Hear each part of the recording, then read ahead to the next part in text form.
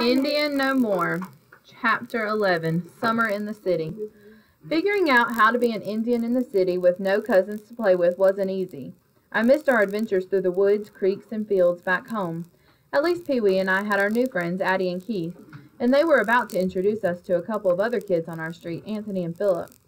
Clear skies and a full sun met us out in the street. We walked toward the corner of Western Avenue and 58th Place. Keith and Addie led the way. Anthony and Philip lived there, Keith said, pointing to a square white house at the end of the block. They moved here before we did. Their last name is Hernandez. They're Cuban. We wandered into the brothers' front yard, and rows of kitchen chairs, benches, stools, and a few milk crates lined up in front of a professional-looking puppet theater stand. The sun spotlighted a tall box carved out of dark wood with intricate gold paint designs all around. The arid wind blew at the red velvet curtains and silky tassels. Cuban isn't a tribe either, I take it, I said. Nah, Cuba is an island far away, Keith said. They speak Spanish there and make cigars. Addie jumped in. Anthony says he misses Cuba a lot, especially his cousins. I understood. I missed mine too. And Philip says they can never go back home, she added. I was about to ask why, but then realized I probably knew the answer. If it was anything like what happened to us in Grand Ronde, I knew exactly how Anthony felt.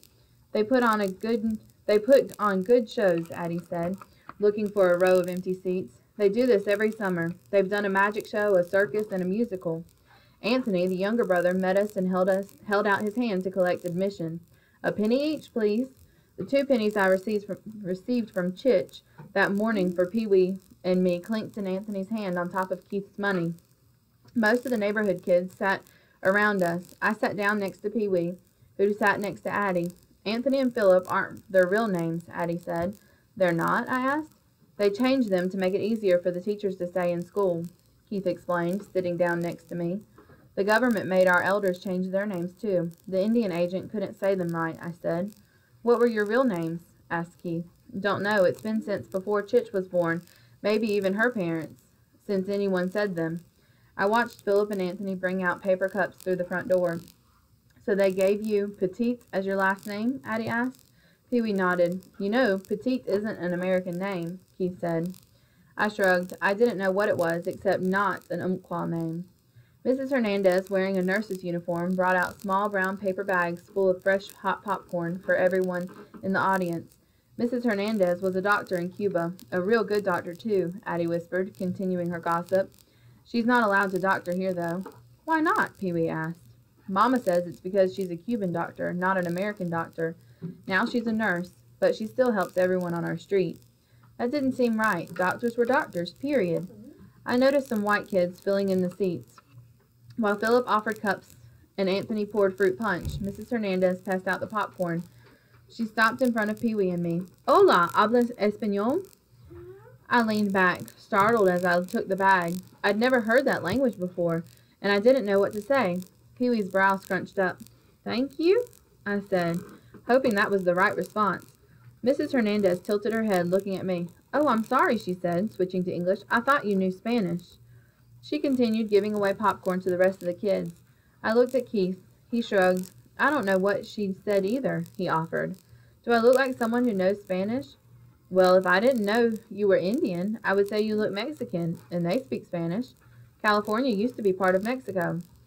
Then the U.S. and Mexico fought a war, and now it's part of the United States. I nodded like I understood what he was saying. I wondered how many different kinds of people I'd end up meeting in Los Angeles. When everyone finally settled in, the brothers walked behind the theater. Soon the curtains opened. We applauded when the first marionette, a tall Spanish dancer, came on stage. Her beautiful black lace and red silk attire blew in the breeze. She had long eyelashes and full red lips. As the boys sang, she danced with her wooden high heels clicking. I didn't understand the song, but I liked the melody and the rhythm. The puppet twirled and kicked her leg high. She finished with a split, arms in the air. We applauded again. She bowed and left the stage. The second performance didn't work as smoothly as the first. They brought out a big black bull with giant horns. He pranced around the stage, pawing the floor. His large bulk filled the tiny stage. The bull tripped, dangling off the stage. At one point, he ended up with his behind in the air. Everyone howled with laughter. When the bull finally straightened himself out, a small man appeared that Keith told me was called a matador. His outfit was adorned with elaborate trim, black cording, and gold buttons. He held a bright red cape in his tiny hands. He waved his cape, and the audience laughed. The matador was facing the bull's behind. Philip grinned and then twisted the handle to turn the bull around. Now facing the matador, the bull lowered his head and charged. The matador flew up and disappeared off stage.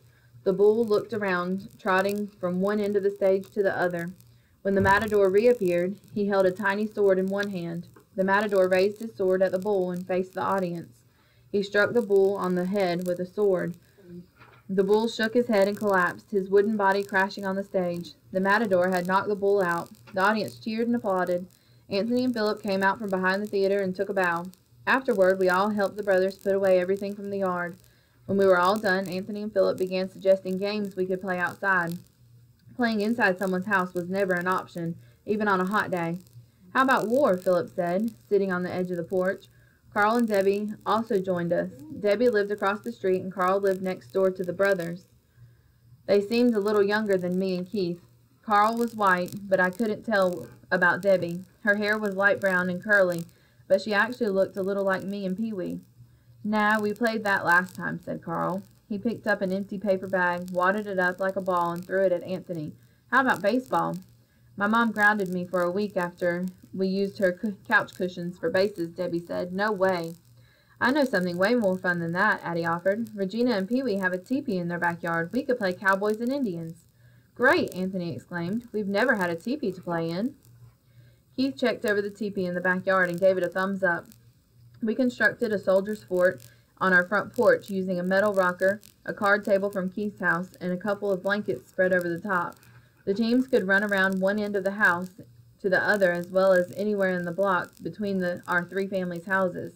The prisoners either ended up on our porch at the fort or around back inside our teepee.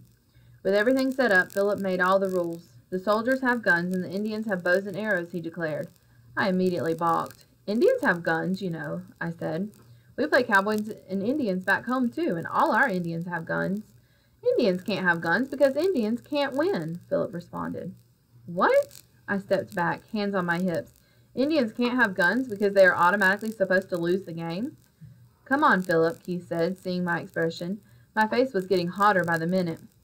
"We're playing with real Indians now. Let them have guns." "No, that's not how it works," said Philip. I stood with my arms folded. 6 kids stared at me, including Pee-wee. Apparently nobody was going to stand up to Philip. "Come on, Regina," Pee-wee pleaded. "Let's just play it their way." She didn't care if we had guns or not. She would just like playing.